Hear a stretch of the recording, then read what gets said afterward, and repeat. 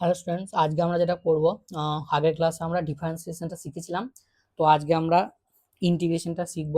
এটা বেসিক ম্যাথে এই দুটো খুবই ইম্পর্টেন্ট। একটা হচ্ছে ডিফারেন্সিয়েশন আর একটা হচ্ছে ইন্টিগ্রেশন। তো প্রথমে আমরা ইন্টিগ্রেশন মানে আগের ক্লাসে বলেছিলাম যে ডিফারেন্সিয়েশনের অপোজিট হচ্ছে ইন্টিগ্রেশন। তো ইন্টিগ্রেশন মানে কি, ধরো এরকম একটা লং ওয়্যার রয়েছে, তাহলে সেটাকে আমি যদি স্মল পার্টে যে ভেঙে নিই, সেই স্মল পার্টগুলো আগের ক্লাসে কি বলেছিলাম, ডিফারেন্সিয়েট করা। এইবার এই সব স্মল পার্টগুলোকে আমি এক জায়গায় করে অ্যাড করে দিলাম। তাহলে ইন্টিগ্রেট করা মানে কি, এক জায়গায় করা। এই স্মল পার্টগুলোকে সব এক জায়গায় করে অ্যাড করে দিলাম, এটাকে বলা হচ্ছে ইন্টিগ্রেশন। তাহলে ইন্টিগ্রেশন মানে কি বুঝলে, add up all infinitesimal small parts to get whole quantity. তাহলে এটা বোঝা যাচ্ছে যে ডিফারেন্সিয়েশনে যেটা হয়েছিল তার অপোজিট, এবং ফর্মুলাগুলো দেখবে তোমরা ডিফারেন্সিয়েশনের অপোজিট হবে। এবার প্রথমে আমরা ইন্টিগ্রেশনের ফর্মুলাগুলো শিখে নেব, তারপরে ইন্টিগ্রেশন ফিজিক্সে কিভাবে কাজে লাগাবে সেটা আমরা দেখব। আচ্ছা, প্রথমে 1 নম্বর ফর্মুলাটা হচ্ছে ইন্টিগ্রেশন অফ কে ডিএক্স। এখানে কেটা একটা কনস্ট্যান্ট, তাহলে এরকম যদি থাকে তাহলে কেটা বাইরে বেরিয়ে চলে আসবে, আর ডিএক্স এর ইন্টিগ্রেশন হচ্ছে এক্স, প্লাস হচ্ছে একটা কনস্ট্যান্ট নেওয়া হয় সি। এই সিটাকে বলা হয় ইন্টিগ্রাল কনস্ট্যান্ট বা কনস্ট্যান্ট অফ ইন্টিগ্রেশন। বেশ, নেক্সট ফর্মুলা হচ্ছে তোমার যেটা লাগবে, খুবই ইম্পর্টেন্ট ফর্মুলা, সেটা হচ্ছে 1 মিনিট, সেটা হচ্ছে তোমার x two the power n dx। দেখো ওখানে ডিফারেন্সিয়েট করার সময় কি হয়েছিল, পাওয়ারটা কমে গেছিল 1, এখানে পাওয়ারটা 1 বেড়ে যাবে, আর nটা কি ছিল, সামনে চলে এসেছিল, ইনটু হয়েছিল, তাহলে এখানে নিচেতে থাকবে, তাহলে এখানে n প্লাস 1 এটা নিচেতে থাকবে। একটা এক্সাম্পল যদি নিই আমরা, ধরো আমি ইন্টিগ্রেশন করতে বললাম তোমাকে x two the power 5 dx, তাহলে এটার ইন্টিগ্রেশন কি হবে, এটার ইন্টিগ্রেশন হবে x টু দি পাওয়ার, পাওয়ারটা 1 বেড়ে যাবে 6 বাই 6 প্লাস ইন্টিগ্রাল কনস্ট্যান্টটা। ঠিক আছে, প্রত্যেকটা জায়গায় এই ইন্টিগ্রাল কনস্ট্যান্টটা হবে, যেখানে আমি লিখবো না সেটাও বুঝে নেবে যে ইন্টিগ্রাল কনস্ট্যান্ট লিখতে হবে। ঠিক আছে, তারপরে এই ফর্মুলাটা সব থেকে বেশি লাগবে। তারপরে 3 নাম্বার ফর্মুলা হচ্ছে তোমার integration of e to the power m x dx. এমটা কনস্ট্যান্ট, তাহলে e to the power m x এর integration e to the power m এক্সই হয়, এর ডিফারেন্সিয়েশন এবং ইন্টিগ্রেশন একই থাকে। আর এমটা ওখানে ইনটু ছিল, এখানে কি বললাম, সবসময় নিচেতে লিখতে হবে, তাহলে কনস্ট্যান্টটা নিচেতে চলে আসবে। নেক্সট ধরো 4 নাম্বারটা হচ্ছে, 4 নাম্বারটা আমি বললাম সাইন এক্স ডিএক্স। তাহলে সাইন এক্স এর আমার ডেরিভেটিভ কত ছিল, সাইন এক্স এর ডেরিভেটিভ ছিল কস এক্স, এখানে ইন্টিগ্রেশন কস এক্স হবে, কিন্তু সামনে এখানে একটা মাইনাস দিতে হবে, প্লাস হচ্ছে ইন্টিগ্রাল কনস্ট্যান্ট সি হবে। আচ্ছা, এটাও হবে সি। ঠিক আছে, আমি বারবার সিটা লিখছি না, সিটা তোমরা লিখে নেবে। ঠিক আছে, এরপরে দেখো 5 নাম্বারটা হচ্ছে আচ্ছা নেক্সট পেজে যাই।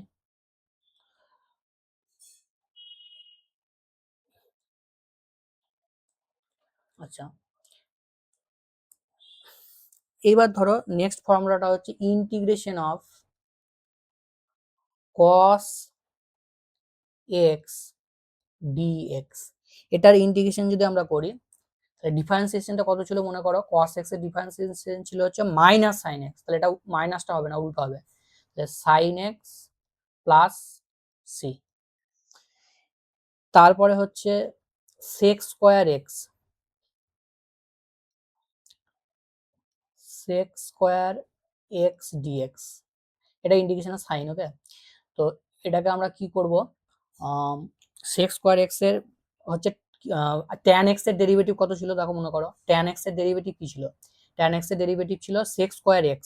ঠিক আছে, তাহলে sec স্কয়ার x এর যদি তুমি ইন্টিগ্রেশন করো তাহলে কি আসবে, আমি কি বলেছি, উল্টো পুরো, তাহলে এটাই আসবে tan x, tan x plus c।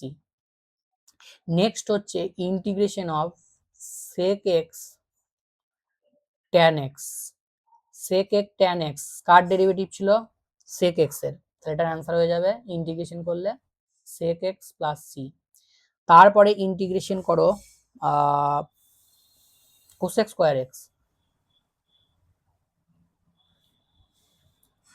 এটা কত হবে, এটার হবে minus cot x plus c। তারপরে integration of cot x cosec sorry square না cot x cosec x,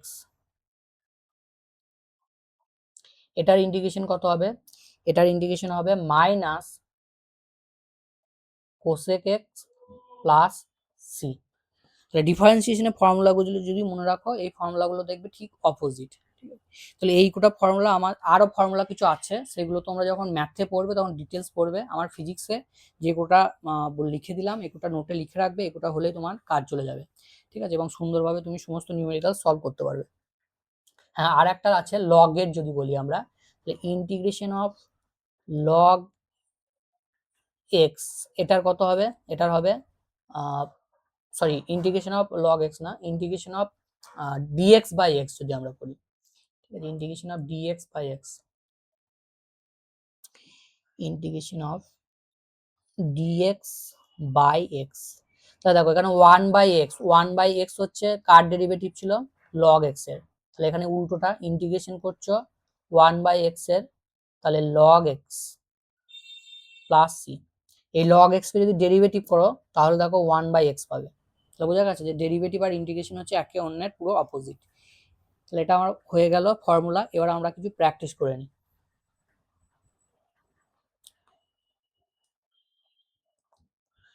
আচ্ছা, ফার্স্ট তোমরা করো, আমি বললাম ডি ডিটি, আচ্ছা আমরা ইন্টিগ্রেশন করবো না, তাহলে ইন্টিগ্রেশন করো তোমরা integration of T plus T square DT, তাহলে এইটার ইন্টিগ্রেশন করতে হবে। তাহলে এইটার একবার ইন্টিগ্রেশন হবে, প্লাস দিয়ে এইটার একবার ইন্টিগ্রেশন হবে।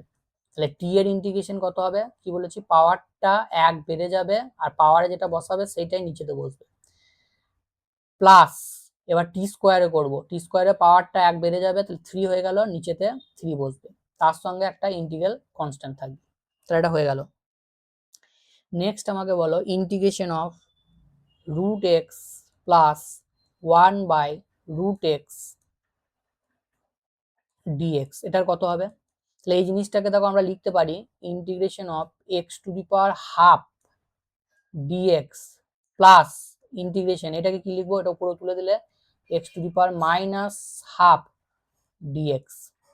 এবার এইটার ইন্টিগ্রেশন করো, এটার ইন্টিগ্রেশন করলে পাওয়ারটা 1 বেড়ে যাবে, তাহলে হাফের সঙ্গে যদি আমরা 1 অ্যাড করি তাহলে 3/2 হবে, আর নিচেতে হবে 3/2, তাহলে উপরে তুলে দিলে এটা হয়ে যাবে 2/3, প্লাস একইভাবে এটা কত হবে, 1 অ্যাড করো, 1 অ্যাড করলে হচ্ছে হাফ হবে, তাহলে নিচেতে হাফ থাকবে, হাফটাকে যদি তুমি তুলে দাও তাহলে উপরে উঠে গেলে 2 হবে, প্লাস হচ্ছে একটা ইন্টিগ্রাল কনস্ট্যান্ট।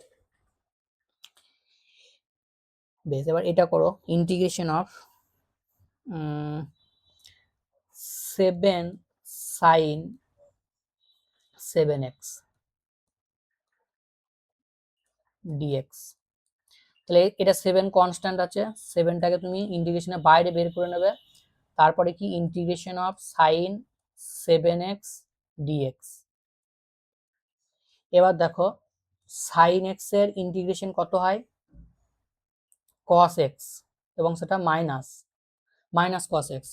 তাহলে এই জিনিসটা পুরো হয়ে গেল। এবার দেখো এই যে পার্টটা আছে, এই পার্টটারও ইন্টিগ্রেশন করতে হবে। তাহলে এই পার্টটার ইন্টিগ্রেশন করলে কত হবে, এই পার্টটার ইন্টিগ্রেশন করলে 7 হবে, এবং সেটা নিচেতে বসবে। ওকে, ওখানে যেমন ডিফারেন্সিয়েশনের সময় আমার সামনে বসেছিল, এখানে নিচেতে বসবে। তাহলে এই 7 কেটে দাও, তাহলে তোমার ফাইনাল অ্যান্সারটা হয়ে যাবে -cos 7x।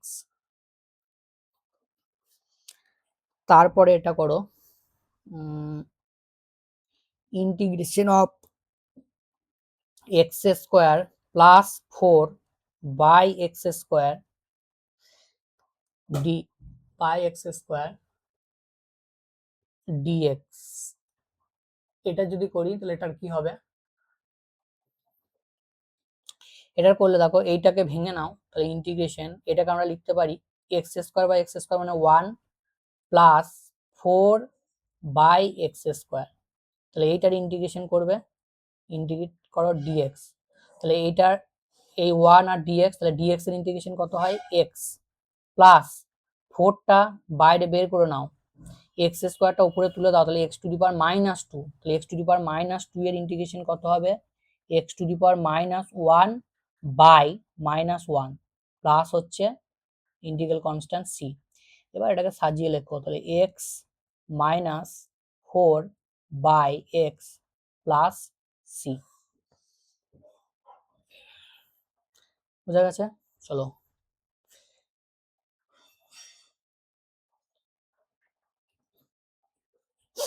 এবার করব আমরা আচ্ছা এবার একটা জিনিস বলে দিই, অনেক ইন্টিগ্রেশন আছে যেগুলোতে আমাকে রেঞ্জ বসিয়ে করতে হবে, ঠিক আছে? তো সেই ইন্টিগ্রেশন গুলো কিরকম করে লিখবো, ধরো এরকম করে আমি লিখলাম, ইন্টিগ্রেশন সাইন দিলাম, যে তোমাকে বললাম X square plus 2x DX এটার ইন্টিগ্রেশন করতে, ঠিক আছে? ইন্টিগ্রেশনের রেঞ্জটা আমি বলে দিলাম 1 থেকে 2, ঠিক আছে? এটাকে আমরা বলবো লোয়ার রেঞ্জ আর এটাকে বলবো আপার রেঞ্জ, ঠিক আছে?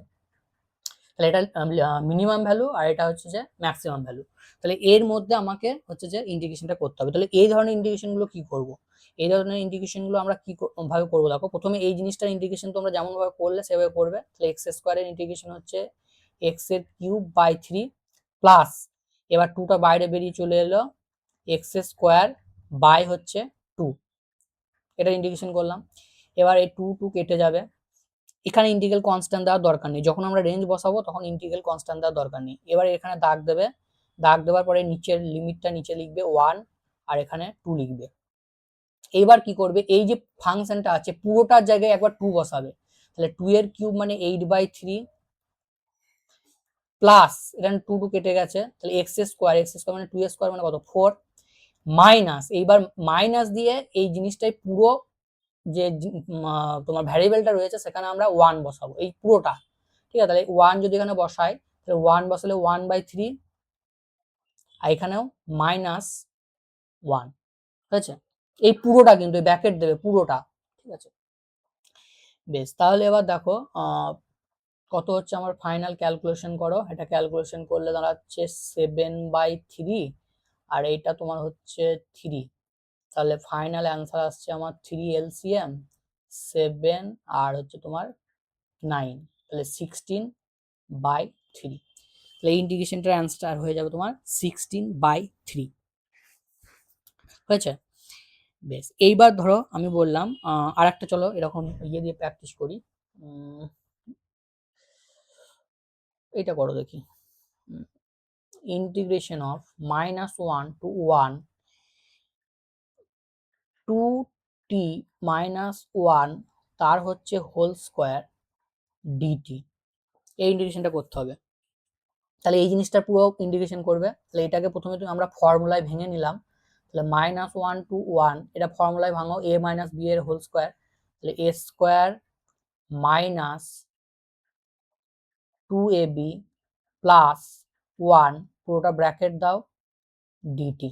এবার এটা ইন্টিগ্রেশন করো প্রত্যেকটা পার্টের, তাহলে এটা করলে কত হবে t³/3, তাহলে 4/3 t³ এটার কত হবে মাইনাস t²/2, এটা করলে t²/2 আর 4 আছে কেটে যাবে, তাহলে 2t² আর এইটার ডিটি আছে 1 এর সঙ্গে মাল্টিপ্লাই করে দাও, তাহলে ডিটি এর ইন্টিগ্রেশন করলে প্লাস টি, এবার রেঞ্জটা বসাও -1 to +1, এবার এই পুরোটার উপর তুমি কি করবে সবগুলো 1 বসাও, তাহলে 1 বসালে 4/3 -2 +1 আর একবার কি করবে -1 বসাবে, -1 বসালে আসবে -4/3 আর দেখো এখানে এটা পুরোটার সামনে মাইনাস কিন্তু, ঠিক আছে? এখানে মাইনাস, তাহলে এটা কি হয়ে যাবে প্লাস হয়ে যাবে, তাহলে প্লাস হয়ে গেলে এটা তোমার দাঁড়াচ্ছে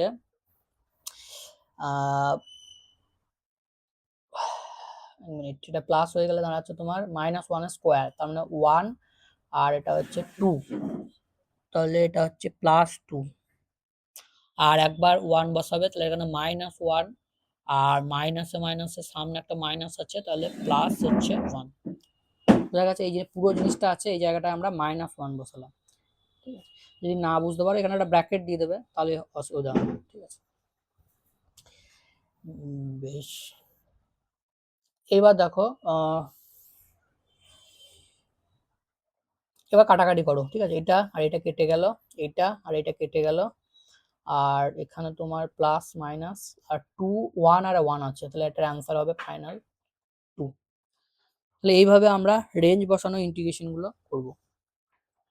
প্রথমে আমরা আপার রেঞ্জটা বসাবো, তারপর লোয়ার রেঞ্জটা হচ্ছে বসাবো। এবার এই ইন্টিগ্রেশনটার মানেটা একটু দেখবো।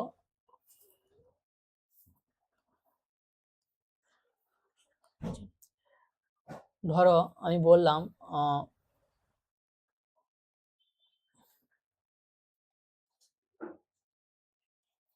এক মিনিট,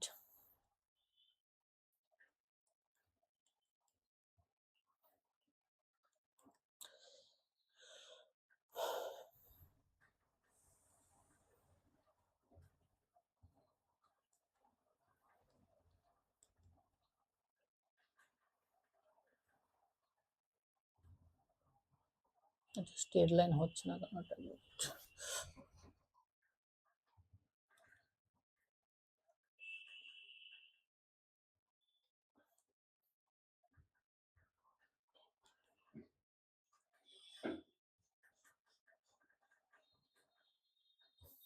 হয়েছে। এবার দেখো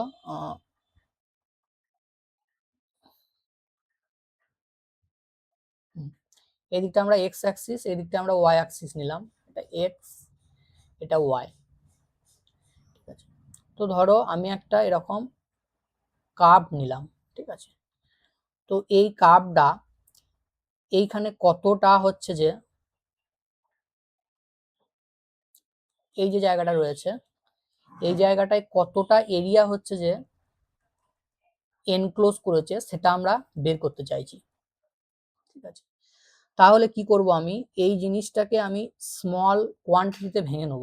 ঠিক আছে, তাহলে ধরো এরকম করে আমি ভেঙে নিচ্ছি, এই একটা পার্ট।